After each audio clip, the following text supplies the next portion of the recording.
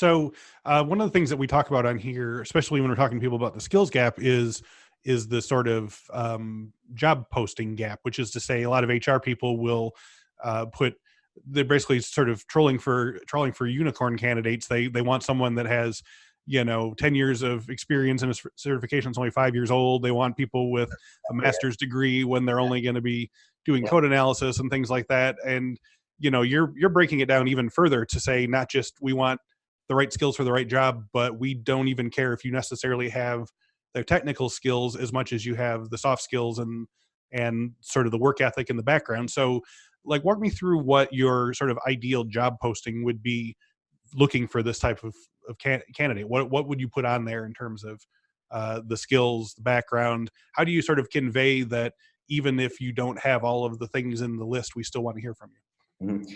And it depends on the job that we're posting for. Usually when we have, really, kind of entry level jobs, we have a lot more of them because we work them kind of like apprentices. They spend a lot of hours. They do a lot of, broad things to try to pick up on as many skills as they can.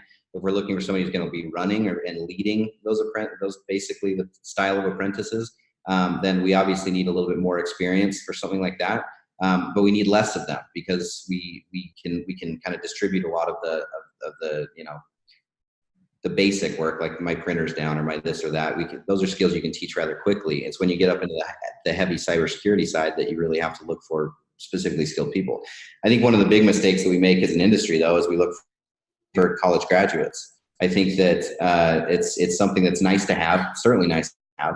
But again, I think that if you took a random sampling of all of the best hackers in the world, I would wonder if any of them are college graduates. I mean, you totally negate the latent ability and talent of somebody if you say, if you can sit in a classroom for 4 years versus have you been breathing and sleeping this since you're 7 or 8.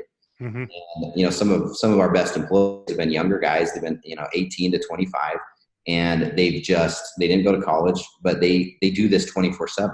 They never stop doing it. A lot of the guys who actually pursue, and they will pursue like an ethical hacking certificate.